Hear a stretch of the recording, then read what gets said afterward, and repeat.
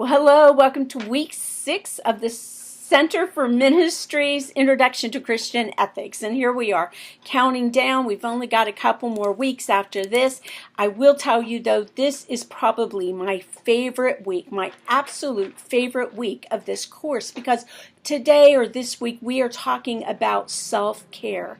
And when I was asked to teach this course several years ago, I was told we don't want you to teach it as a boundary seminar. We don't want you to really be talking about boundaries, although boundaries has an important part, plays an important part, has an important piece in ethics.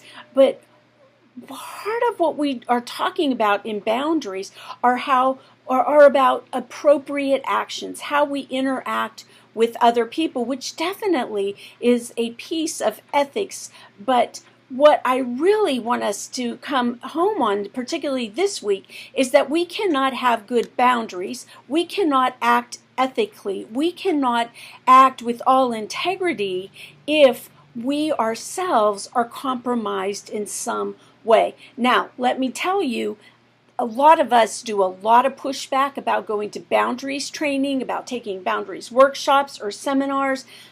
Do it. You need to have that baseline, but you also need to continue to go every 2 years, 3 years, 5 years, whatever it is your denomination requires. Do it, do it, do it. A very wise regional minister once said to me, Chris, what's appropriate changes with time? There has been a time where hugging a child at camp is completely unacceptable. There have been times when that is acceptable. That we're in a time where it's okay to give safe hugs. What is a safe hug? What isn't a safe hug?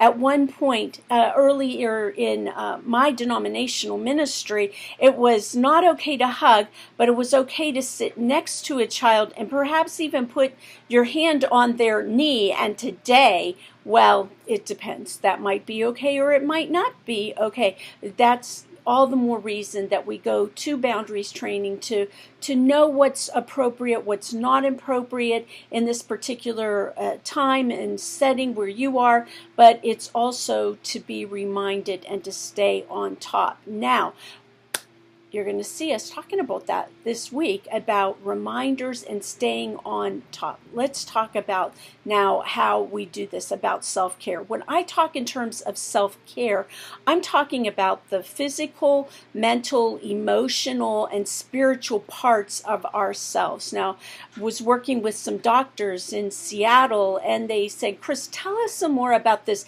emotional aspect, because when we talk about health, we're talking about physical, mental, and spiritual, but we don't talk in terms of the emotional, in terms of feelings. That's not something that we work with.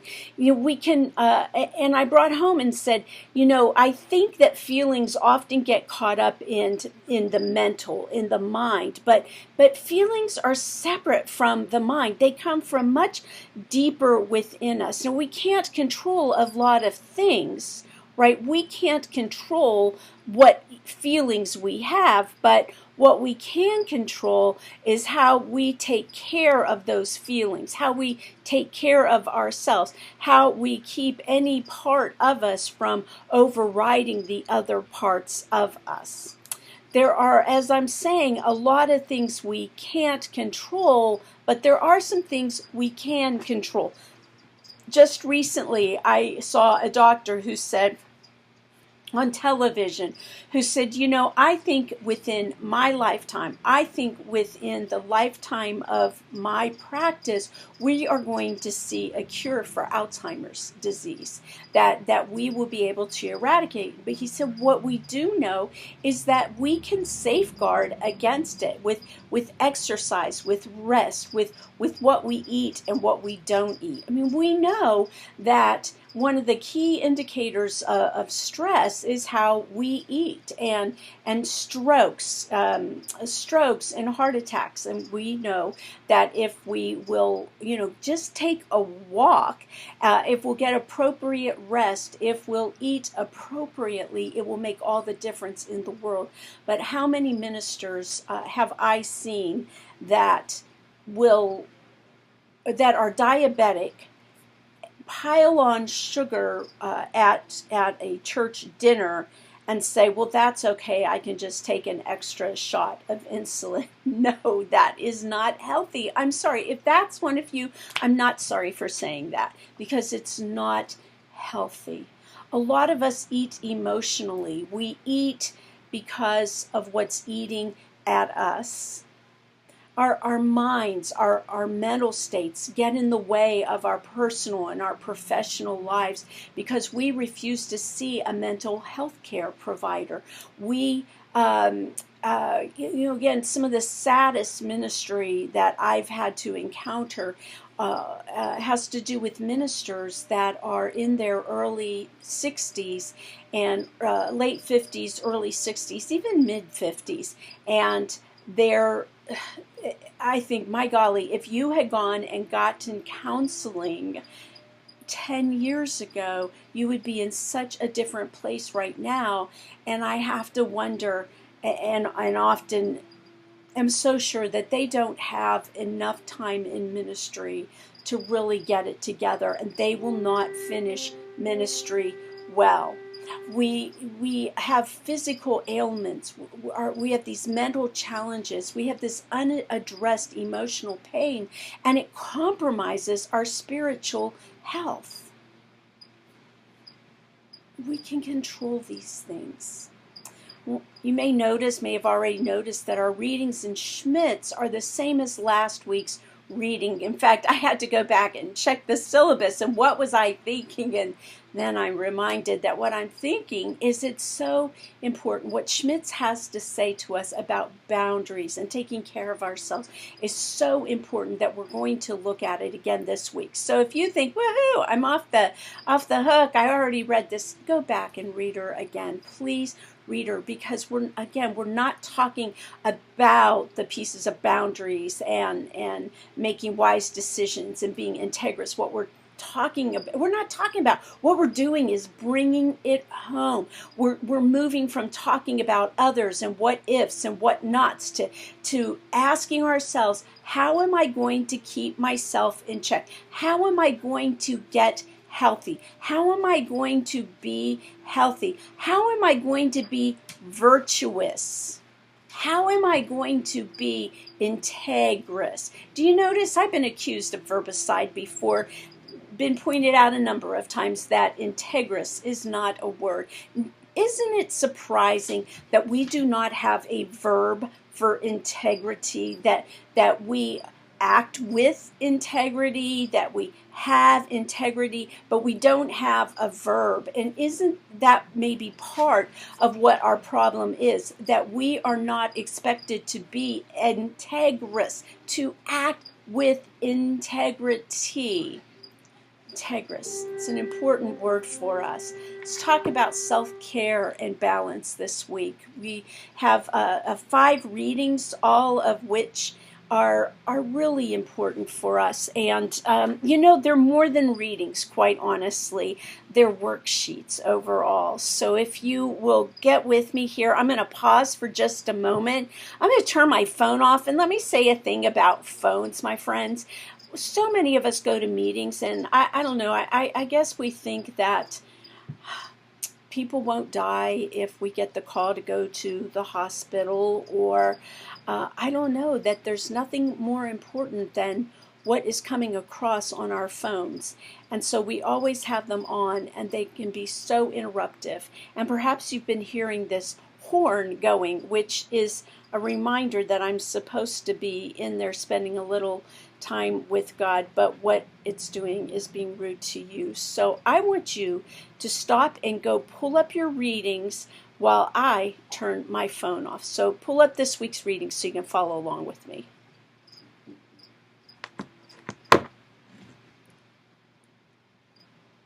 Are you ready? let's go forward.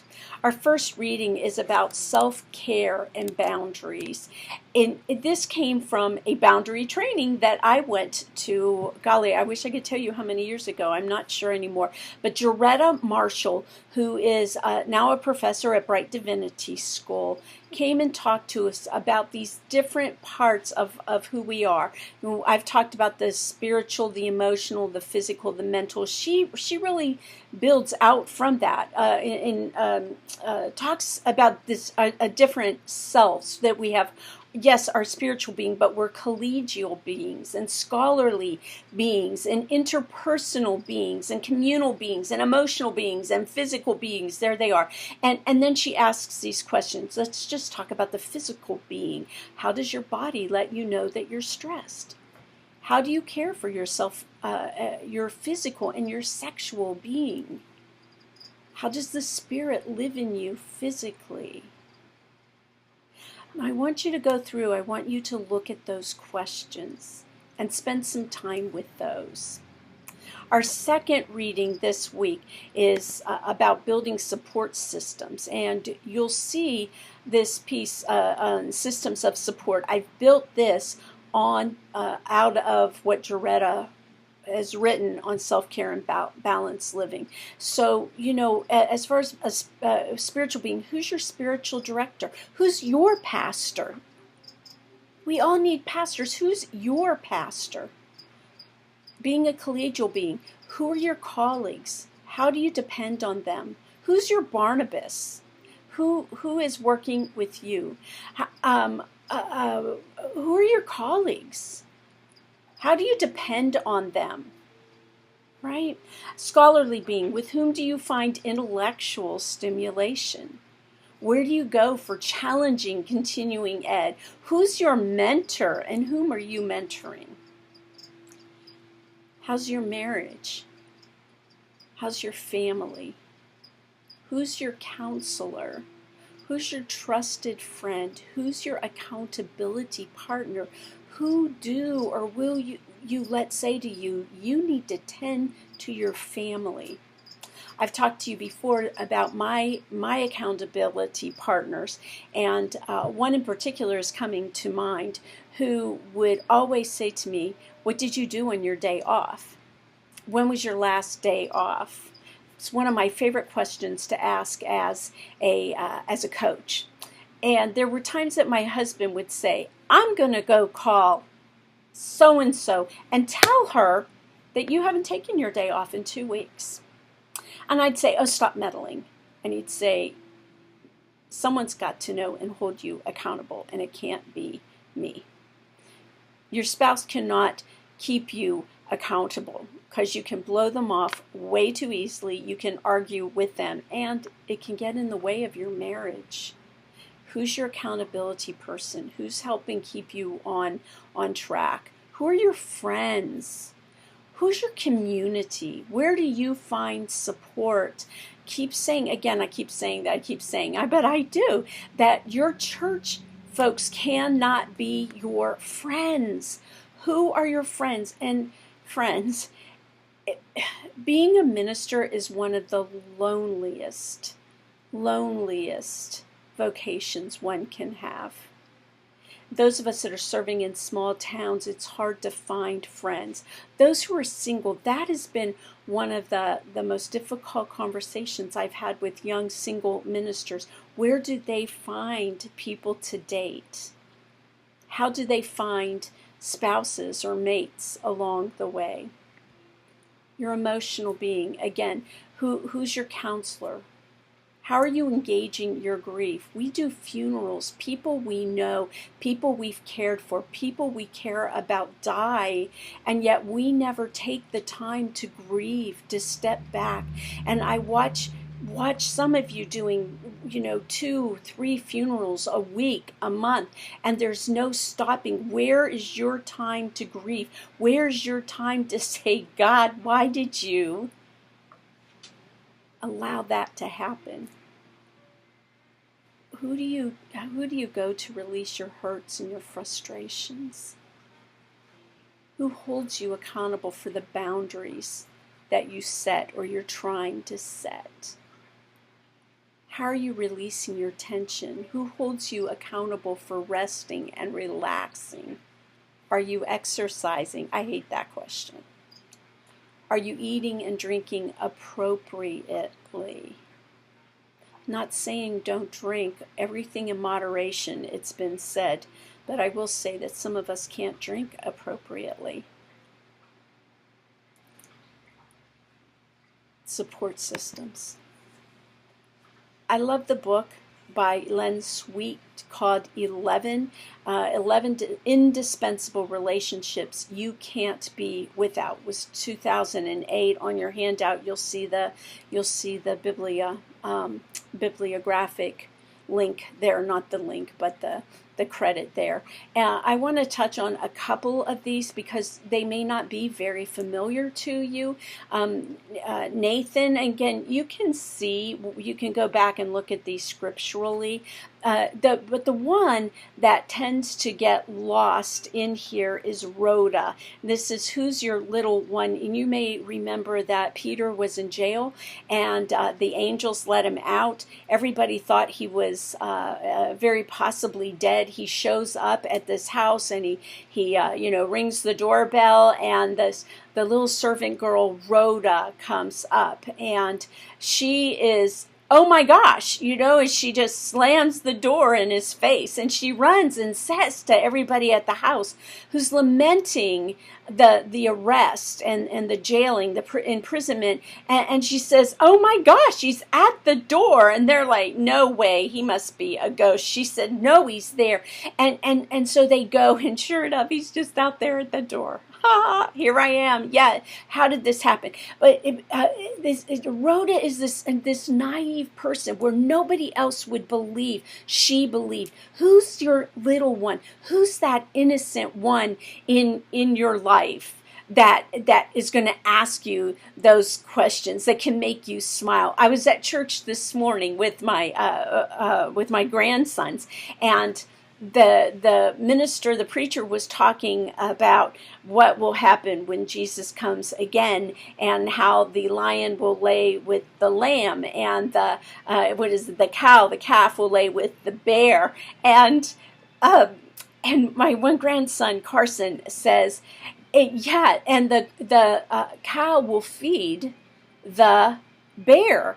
And it got me thinking. I mean, what I envisioned at first was this, cow feeding a bear, and then I don't know if this is what he was thinking, but it was as though the cow would be feeding the bear because the bear would be eating the cow. And I just had to giggle, and it made me think. It made me go back, and what are we saying when we say that, the lion and the lamb, the child and the snake, or, what does it mean to have the garden restored there when Jesus comes back? Who's your Rhoda? Lydia and Lazarus, who are your VIPs, your very important people? Who are the people that are rich, and who are the people that are poor in your life? Those people that are richer than you are and that are poorer than you are. Who holds you in tension? Who reminds you and speaks into those places, that person, those people that you are not? And then Zacchaeus. Len says, who's your reject, right? Zacchaeus was rejected. Who is it that has been rejected that you are bringing along with you? I'm really reminded about our conversations around homelessness, and how we serve the homeless, how we serve with the homeless. But I want us to think this slightly different. And you can see on this reading assignment, this additional reading, that with Zacchaeus, I have added, who's your ticket to those who don't yet know Jesus? So who is it that you hang with who don't know Jesus yet? Who's opening those doors for you, and you may not, he or she may not even know it. It's like the fellow who did my last 2 tattoos, that he has a ticket to those who don't have anything to do with the church, and who are asking questions like he is, what does it mean? I don't know. I believe in this Jesus, because how can this man live in your heart? What is it? This little Jesus little thing somehow is inside your heart. And it was a very interesting question. But he has a lot of friends who are asking that same question. A lot of friends who aren't going to church. Who's your ticket to others that don't yet know Jesus? So, again, an opportunity for you to think about who literally are your 11. Who's your Nathan? Who's your Jonathan? Who's your Rhoda? The clergy burnout inventory. So many ministers are burned out. There are so many reasons for that. Grief, ministers that are bivocational, the stresses that we have serving in ministry, whether we're in a delightful, positive setting or a not so delightful setting, holidays and the rush with holidays. Lots of illnesses or death. So this is a way really of getting at how burned out we can be. The good news about burnout is that we don't necessarily stay in that place. When I recently took this burnout inventory, I was woohoo. I'm not burned out right now, but boy, a year or so ago, I really was burnt out and needed that space. And it's just very refreshing to know that space has played out. So, maybe, I know that you can't be working with all of these pieces this week, although your questions are going to reflect some of them. But I really do want you to pick up on some of these and look at the burnout inventory. I think it's going to be really, really helpful. All right, final reading is a time prioritization chart. I found when I served in a little southeast Kansas town that I went almost 4 months without a day off. Forget vacation. Almost 4 months without a day off. And a retired Presbyterian minister in town said, let me introduce you to a MOD chart, M-O-D, a MOD chart. It stands for module. I have also now heard them referred to as a unit chart. I still hold on to MOD chart. And what he said was that they used that in the Presbyterian Church, at least at that time. We're talking early 90s or mid 90s actually. He said, but we are challenged to use this. You take each day of the week, Monday through Sunday or Sunday through Saturday, and divide it into 3 modules, 3 mods. You've got the morning, the afternoon, and the evening. Now, when I was taught this, and for many years taught it myself, that each module during the day, the morning and the afternoon, equal 4 hours, and the evening module is 3 hours. And I'm going to tell you that no module at all is going to be 3 hours. That if you're doing something in the evening, you've had to do extra preparation for it. Sometimes you've had to psych yourself up for it, and often you're doing psyching out of it. So, the recovery time. So that evening module stands by itself. In a full-time job, a non-church job, a full-time job is 40 hours. That comes out to being 10 modules, right? Monday through Friday, morning and afternoon modules, and then you get your weekend free. In the church, we find ourselves working many more modules than that. A full-time church position should be 10 to 12 modules.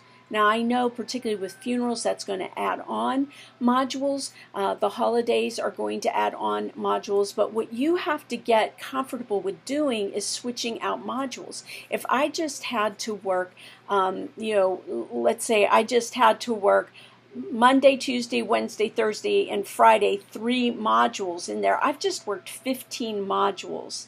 I'm going to trade out some modules next week if I can't trade those modules out during on Saturday and Sunday, right? I'm going to take and step back, and I'm going to figure out how I'm going to do that. Now, if you look at this mod chart, you'll see that each module has sections, and this is so that you can, ahead of time, not after the fact, that you can say, this is what I'm going to do with these periods of time. Now, Sunday is always 2 modules because you're going to start earlier praying and getting ready for your service. Some of you I know teach Sunday school, so that's your lead-in time. That's a full module. And your second module, again, is going to be some recovery time because that Sunday morning is rarely just 4 hours. So you can take that and trade that into that afternoon module. But you also need to be following up after worship with your guests. There may be lunches. You know, it's really helpful if you start to talk with your church folk and either go out to lunch as a group, or take turns going to lunch with people. Drop that hint, maybe that bomb that they ought to be taking you to lunch every week after church. Okay, in turn. So that's going to count for 2. During the holidays, thinking about those, the countdown to Christmas, Advent, those 4 weeks before Christmas, how crazy it can be. I have always considered the week after Christmas as a read out week, just taking it really slow, taking it really low, only responding to emergencies. Now, here's the real clicker with this. If you are a part-time minister, you should only be working 4 to 5 units per week. Again, that means you're going to be, you're looking to find 2 to 3 units beyond Sunday. Okay? And on the first page of this mod chart, what you'll see are approximations of how long it takes for each one of the pastoral functions, the functions of a minister, like sermon and worship prep. For some of us, that takes 4 units a week. It takes a morning and an afternoon, a morning, afternoon, and evening. If you haven't already taken Bill Tenny-Brittian's class, and if you have, I'm reminding you, 1 unit max a week to prepare for worship. Worship and worship follow-up is, like I say, 2 units a week. Guest follow-up is going to be 1/2 to 1 unit a week. Preferably, that's your Sunday afternoon. Strategic planning, visioning, and prayer, that can take 1 to 2 units a week. If you're teaching a Bible study, there goes 1 unit, plus you're going to have the preparation for that. How can you make that plug and play, if you will? Something we could talk about offline if you want to. Administration takes time. You've got board meetings, hospital visits, emergency follow-ups. You see it. And don't forget about evangelism, stewardship, coaching, your team leaders, meeting with team leaders. You've got to meet with your committee chairs on a regular basis. So you take these pieces and you plug those in. You look at your calendar, and you do this for a month ahead of time, a quarter ahead of time, knowing that some of the pieces are going to switch. You might want to take and use Post-it notes, smaller Post-it notes. You could take your unit chart, you could put it on a piece of poster board, hang it up there somewhere where you can see it. When I didn't have an office either at home or elsewhere, then I would hang it on the side of my dresser, of all places. So I want you to work with this. I want you to work through this and look at that. And if you're half-time, I want you to be realistic. What we say is that there's no such thing as part-time ministry, only part-time pay. So if you're in a church that's asking for more, if you're in a church that says you're not giving enough, if you're in a church that says we've got to move you to part-time, or you are going to be part-time, what you have to do is give this to them and say, okay, if this is part-time, what is it that you want me to do, and what is it you're going to do? Because this is the real piece. You want me to go visit the shut-ins? Those visits to shut-ins is going to take at least half a day, if not a full day. So what do you want to trade that out for? And you've got to be clear about what that is. If you're the minister, you sure as heck better not give up preaching on Sunday mornings. You may do that with a staff minister. I completely recommend that senior ministers need to be sharing the pulpit with their associate ministers. Those of you that are associates may just think, oh, wouldn't that be the day? Yeah, it would be the day. We need to be sharing those kind of pieces because we're pastoral staff in that regard. But who's doing leadership development? Who's doing? You can't just delegate or relegate or give up, usurp. Not usurp. You can't just say, well, I'm not going to do the strategic planning. That's not my job. Hello, if you're leading, it is your job. So I'm off that soapbox now. I want you to say to you, please look at these charts. That prioritization, the healthy time prioritization, is one of the most important things you will ever do for your ministry. And it's one of the toughest things you're going to do in your ministry. I use it with every single minister I have coached, that I do coach. I will use it with every minister I'm going to coach. And I cannot tell you how much pushback I get about this. Well, remember, this week is for you.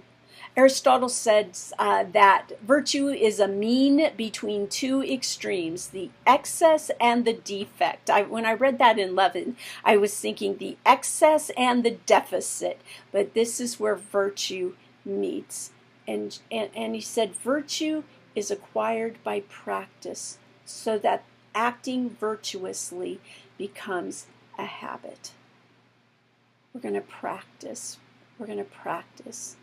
Because you need to care for yourself, body, mind, emotion, spirit, if you're going to live integrously, if you're going to be integrous, if you're going to have sustainable relationships, if your ministry is going to be sustainable, if you're going to be effective, if you're going to be who God has created you to be, and do what it is that Jesus is asking you to do without crashing and burning, you've got to take care of yourself. Remember, God first, then you, then family, however you define your family, and then your small c call, then your work and your church.